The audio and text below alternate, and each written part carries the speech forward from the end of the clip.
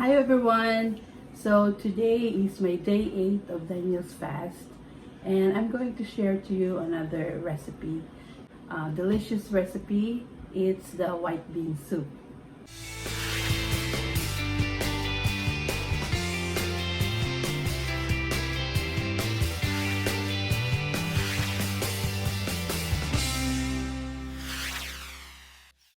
So here's our ingredients for our white bean soup. We have carrots, at least 3 medium carrots, and then we have spinach, and we have garlic, and 1 bell pepper.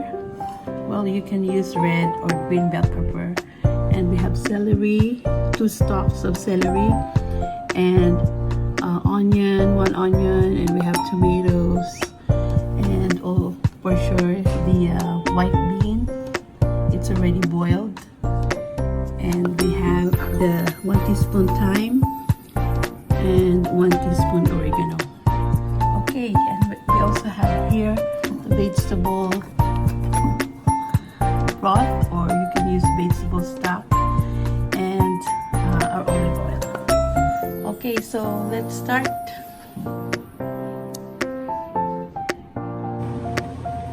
Okay, so in a heated pan, we'll put, of course, the olive oil, garlic,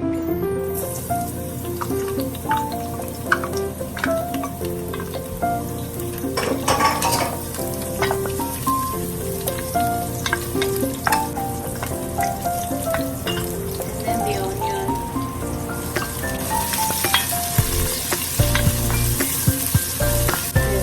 Then we add the carrots, celery, the bell pepper, throw in the tomatoes as well.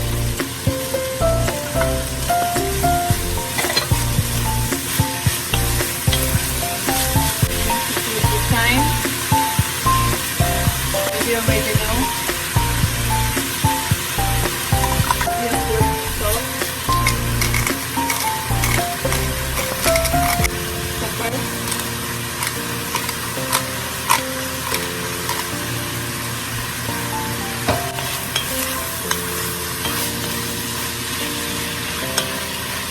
and then we will add the white bean.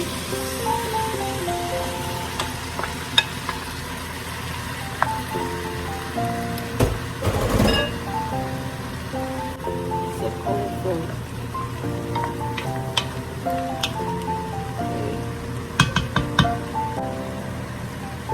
And then the vegetable stock, the vegetable broth.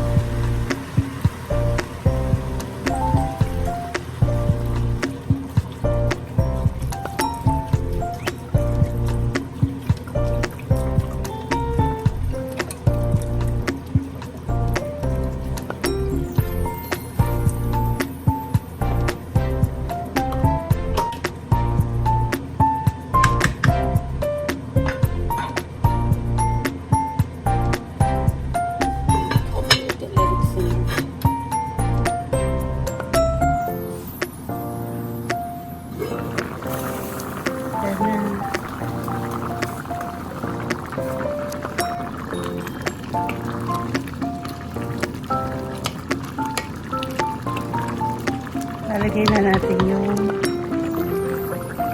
spinach.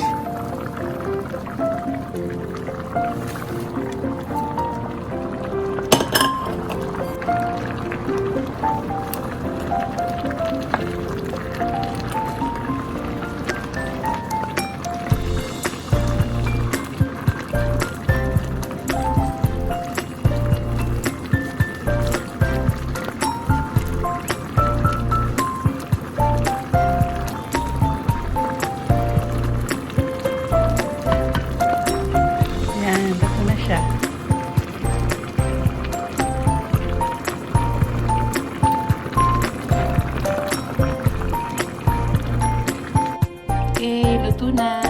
Ito na yung ating white bean soup.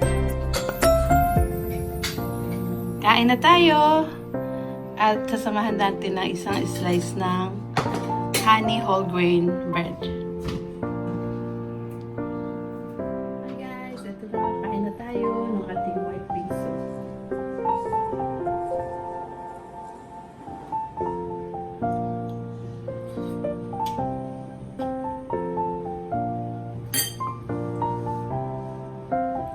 It's good.